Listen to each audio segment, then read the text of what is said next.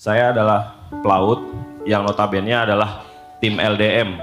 Jadi saya punya kontrak sama perusahaan saya sekitar 6 bulan di laut dan saya dapat jatah libur sekitar 2 bulan. Pertanyaan saya adalah, tanggung jawab saya sebagai seorang suami selain menafkahi keluarga saya adalah memberikan pelajaran atau memberikan ilmu kepada keluarga saya, baik agama maupun di luar agama. Sedangkan saya tidak bisa selalu menemani mereka di setiap harinya. Kemudian apa saran dari Gurunda dan masukan dari Gurunda supaya saya tidak dilema antara saya memberikan nafkah secara harfiah sebagai seorang ayah dan seorang suami yang diwajibkan mendidik keluarga saya, sedangkan saya tidak ada di rumah seperti suami dan ayah-ayah lainnya. Terima kasih Gurunda, terima kasih kami. Istri atau ibu itu adalah guru bagi anak-anak, ayah itu kepala sekolah. Jadi ayah itu secara tanggung jawab itu bukan guru sebetulnya, tapi kalau dia mengambil peran sebagai guru itu bonus. Tapi secara tanggung jawab ayah itu kepala sekolah. Kenapa dia kepala sekolah? Karena dia itu amanahnya bukan cuma ngurus keluarganya. Sebetulnya laki-laki muslim itu amanahnya dua, ngurus keluarga dan ngurus umat. Dia punya tanggung jawab umat sebetulnya laki-laki muslim, karena dia kesatria, dia pengangkut beban. Jadi kalau laki-laki muslim cuma mikirin hidup diri dia dan keluarganya, dia belum utuh sebagai seorang cowok. Baru disebut dia cowok, maskulin, rijal, kalau dia bisa mengambil dua tanggung jawab sekaligus. Yang pertama tanggung jawab keluarganya, yang kedua tanggung jawab umat. Umat di sini bisa bangsa, bisa masyarakat, bisa sosial dan seterusnya. Pokoknya tanggung jawab orang lain, bukan hanya keluarganya aja. Itulah muslim sejati. Sehingga untuk mengambil tanggung jawab orang lain, dia berkarir. Dengan pekerjaan itu dia memberi manfaat. Baik manfaat langsung dari aktivitas pekerjaannya maupun manfaat lewat hasil pekerjaannya. Kalau dia ngerasa aktivitas pekerjaannya nggak langsung directly ngasih manfaat, minimal hasilnya ketika dia dapat uang itu bisa dia pakai untuk memberi manfaat bagi orang lain selain keluarganya. Bentuknya bisa zakat, bentuknya bisa sedekah, bentuknya bisa wakaf, banyak varian lah kebermanfaatan. Dan itu emang bagian dari tanggung jawab laki-laki. Jadi makanya laki-laki nggak disebut sebagai guru di rumah, karena dia punya tanggung jawab juga di luar. Kalau dia incasnya di rumah aja, maka siapa yang ngurus bangsa, siapa yang ngurus negara, siapa yang ngurus masyarakat, siapa yang ngurus umat Nabi. Semakin banyak yang diurus di luar, semakin dia laki-laki sejati. Jadi cowok sejati dalam Islam itu dilihat dari seberapa banyak beban yang dia angkat. Semakin banyak beban yang dia angkat, bukan beban fisik ya, beban tanggung jawab, berarti semakin dia tuh rijal, laki-laki sejati dalam Islam. Itulah kenapa fungsinya di rumah sebagai kepala keluarga dan juga kepala sekolah dalam konteks pendidikan. Yang namanya kepala sekolah nggak harus selalu ngajar kan? Tapi dia bertanggung jawab tentang proses belajar mengajar yang berlangsung. Mulai dari kurikulumnya, administrasinya, operasionalnya, keuangannya, dan seterusnya. Pokoknya dia tanggung jawab the whole project dari sekolah itu. Maka itulah perannya Bang Pidi di rumah untuk anak-anak. Sehingga nggak harus selalu ada. Bahkan saya pernah dengar satu istilah dari Ustadz Ajo Bendri, teman saya yang khusus bagian parenting ya, mungkin sebagian besar kenal beliau. Kata beliau gini, karena saya juga pernah curhat sama beliau, Ustadz, saya kan banyak tanggung jawab dakwah kemana-mana nih, di rumah sedikit waktu saya, gimana ya kalau misalnya hubungan saya dengan anak-anak, saya bilang. Kata beliau, Ustadz, ini sesama Ustadz ini saling menasihati gitu. Kalau saya nasihatin beliau mungkin bab apa, beliau ngasih nasihat saya bab parenting. Kata beliau, ayah itu tidak harus selalu ada, tapi dia ada di waktu yang tepat. Ayah itu tidak harus selalu ada, tapi dia ada di waktu yang tepat. Coba belajar dari Nabiullah Ibrahim dengan Ismail, itu LDRan banget itu. Jadi inspirasinya Bang Pidi itu Nabi Ibrahim dengan Ismail. Tahu nggak rahasia suksesnya Nabi Ismail itu apa? Ibunya, Hajar. Karena dengan ayahnya kan jarang ketemu kan? Tapi Ismail menjadi anak yang soleh, penyabar, gak pernah marah. Karena Ismail itu julukannya Ghulamun Halim. Halim tadi, sangat penyabar, gak gampang marah.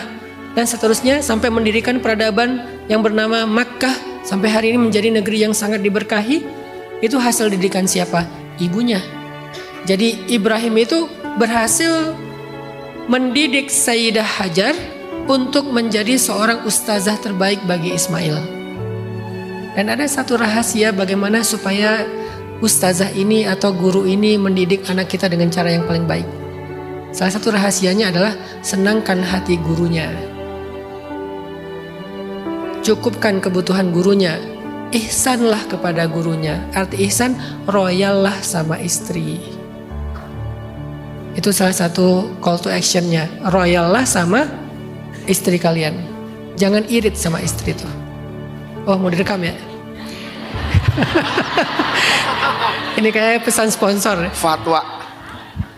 Apa tadi teh? Salah satu rahasia kesuksesan pendidikan di rumah itu ada di tangan ibu. Seperti Sayyidah Hajar. Dan ibu adalah ustazah bagi anaknya, guru bagi anaknya. Dan salah satu rahasia supaya dia menjadi guru terbaik buat anaknya, bahagiakan hatinya. Senangkan dia, penuhi kebutuhannya dengan cara ihsan. Apa itu ihsan? Royal. Kalau ngasih, jangan pas, kasihlah yang lebih. Sehingga call to actionnya dalam Islam adalah jadilah seorang suami yang dermawan kepada istri. Misalnya kebutuhan istri sebulan 50 juta. Kasih 70 juta ke, 75 juta. Yang lebih namanya juga ihsan. Ihsan itu ngasih lebih. Kenapa? Karena dia takut kurang, mending lebih. Itu namanya ihsan. Jadi Bang Pidi udah tahu sekarang gimana cara biar istri bisa ngedidik anak dengan baik. Kalau istri bilang, Mas, kebutuhan aku sebulan itu nggak banyak sih, cuma 150 kata dia. Misalnya ya, kasih 170.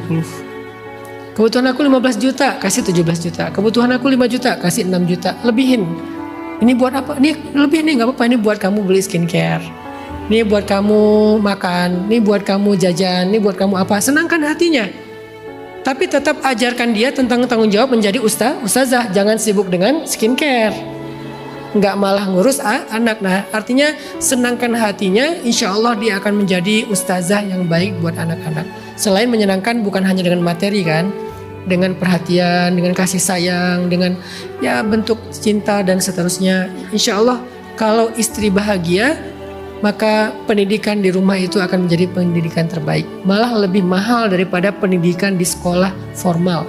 Karena sebaik-baik pendidikan dalam Islam itu pendidikan di keluarga. Terutama di 10 tahun pertama. Gak ada lawannya tuh. Pendidikan dini itu di Islam nomor 1 adalah ibu atau keluarga. Nanti kalau udah remaja baru ayah. Biasanya remaja itu ayah. Makanya Ibrahim datang pas Ismail sudah menjelang remaja. Karena pas udah masa remaja itu masanya ayah. Masanya anak-anak itu masanya ibu. Walaupun tetap peran keduanya penting. Tapi masanya beda.